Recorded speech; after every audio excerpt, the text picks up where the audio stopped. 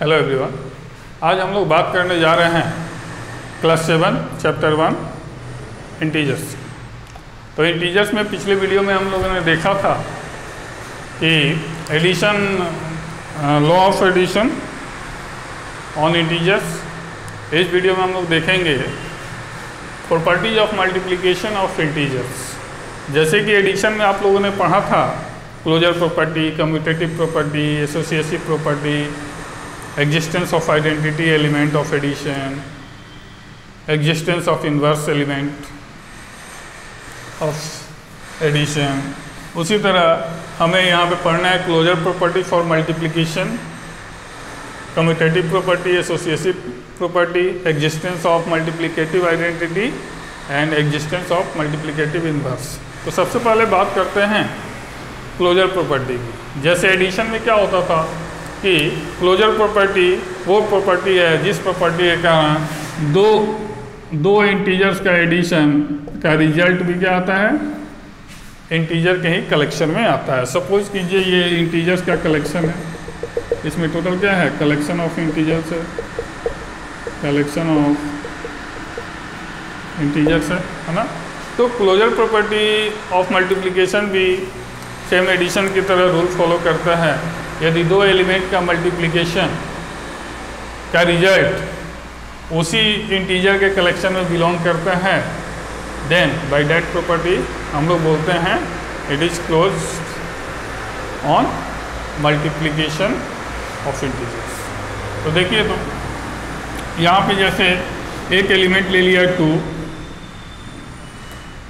Into दूसरा element ले लिया 3, इनका रिजल्ट कितना आया 6। 2 is integers, 3 is integers और multiplication is also integer. Then it is a group of integers follow closure property of multiplication. Okay? फिर है कम्यूटेटिव प्रॉपर्टी। जैसे एडिशन में आप लोग क्या देखते थे, देखिए इंटीजर में आप लोग पॉजिटिव नहीं निगेटिव भी लीजिएगा। जैसे -2 + 5 इसका तो कितना आता है, -10 आ गया, ये भी तो इंटीजर्स है, ठीक है, ये भी इंटीजर्स हो गया।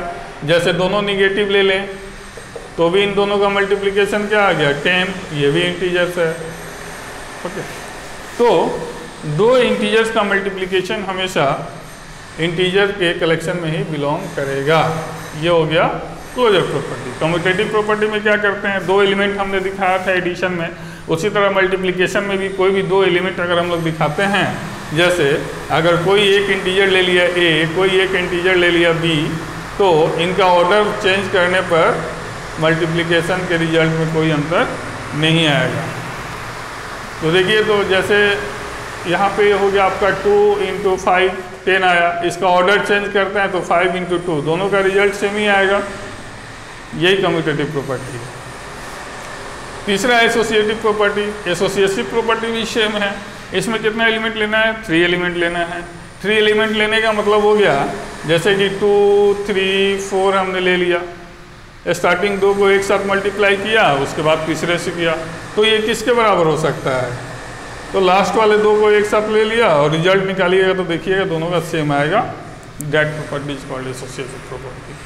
तो देखिए, तो 2 × 3 6 × 4 बराबर 2 × 12, 6 × 4 24 and 12 × 2 24। LHS equal to RHS।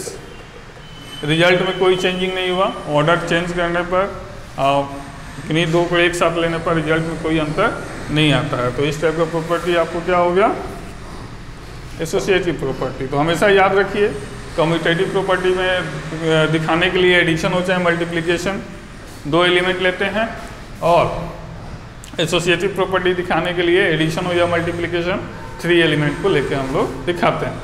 इसके बाद बारी आती है एग्जिस्टेंस ऑफ मल्टीप्लिकेटिव आइडेंटिटी।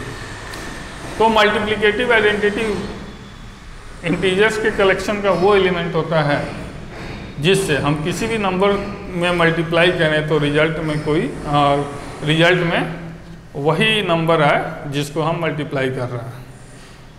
जैसे अगर कोई एलिमेंट ए है तो आप लोग जानते हैं कि 1 एक ऐसा एलिमेंट होता है कि 1 से किसी भी नंबर को मल्टीप्लाई किया जाए तो रिजल्ट में क्या आता है, सेम वही एलिमेंट आता है, यानी कि 1 अपने आप को विलुप्त कर देता है। यानी कि a into 1 is equal to 1 into a किसी भी ऑर्डर में लिखा जाए तो रिजल्ट फाइनली क्या आ गया, यही एलिमेंट आ गया, एक को हमने लिखा। तो then this one is called multiplicative identity.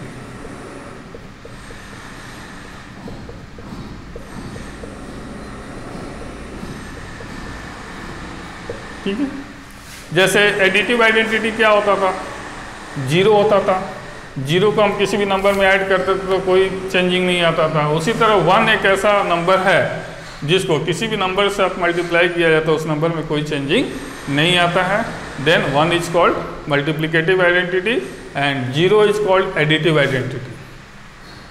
Okay, तो देखिए ये हुआ, यानी कि अगर एडिटिव आइडेंटिटी बोले तो क्या बोलेंगे 0, मल्टीप्लिकेटिव आइडेंटिटी ऑफ इंटीजर्स बोले तो क्या बोलेंगे 1। इसके बाद बारी आती है एग्जिस्टेंस ऑफ मल्टीप्लिकेटिव इनवर्स की।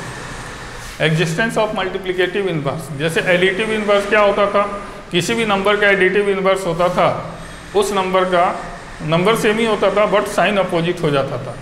उसी तरह मल्टीप्लिकेटिव इनवर्स में क्या होता है, नंबर वही रहता है बट उसका रेसिप्रोकल हो जाता है, साइन और नंबर सेम रहता है बट एक नंबर का रेसिप्रोकल दूसरा नंबर हो जाता है। यानी कि दो नंबर्स एक दूसरे का मल्टीप्लिकेटिव आइडेंटिटी कहे जाएंगे यदि उनका मल्टीप्लिकेशन 1 है, उनका मल्टीप्लिकेशन का रिजल्ट 1। जैसे एडिटिव इनवर्स क्या होता था, 2 नंबर को आपस में ऐड करने पर यदि रिजल्ट एडिटिव आइडेंटिटी आ जाता है तो उन दोनों नंबर को हम लोग एक दूसरे का एडिटिव इनवर्स बोलते थे। इसी तरह मल्टीप्लिकेटिव आइडेंटिटी अगर रिजल्ट में आता है 2 नंबर को मल्टीप्लाई करने पर तो उन दोनों नंबरों को हम लोग एक दूसरे का मल्टीप्लिकेटिव इनवर्स बोलेंगे। ठीक है, जैसे हमने सपोज ले लिया ए को किससे मल्टीप्लाई करेंगे कि रिजल्ट क्या आ जाए, हम लोग का मल्टीप्लिकेटिव आइडेंटिटी आ जाए, तो हम लोग इसको 1/a से मल्टीप्लाई करेंगे तभी ना रिजल्ट 1 आएगा जी। तो यहाँ पे a is called multiplicative identity, a is called multiplicative inverse of 1/a। चूँकि ये देखिए ये मल्टीप्लिकेटिव आइडेंटिटी हो गया, ये मल्टीप्लिकेटिव आइडेंटिटी हो गया, तो इन दोनों नंबर को a को 1/a का मल्टीप्लिकेटिव इनवर्स बोलेंगे और 1/a को a का मल्टीप्लिकेटिव इनवर्स बोलेंगे। 1/a is also called multiplicative inverse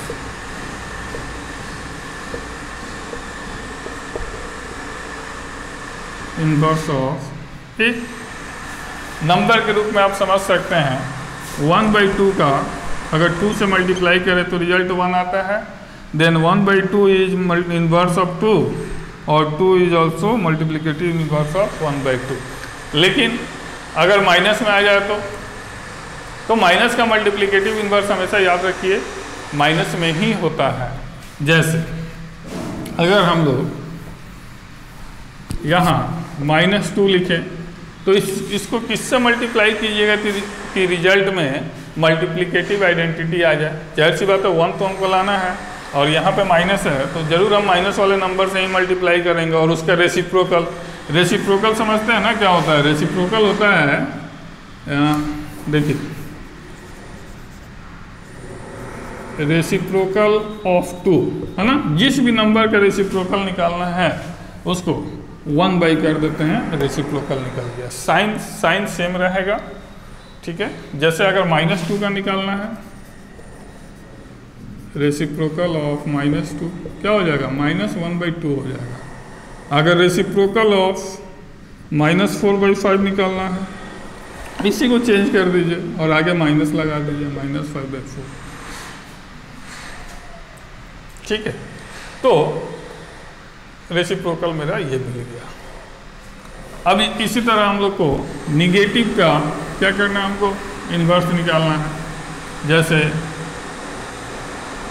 inverse of multiplicative inverse, याद रखिएगा, मल्टीप्लिकेटिव इन्वर्स ऑफ -4/5।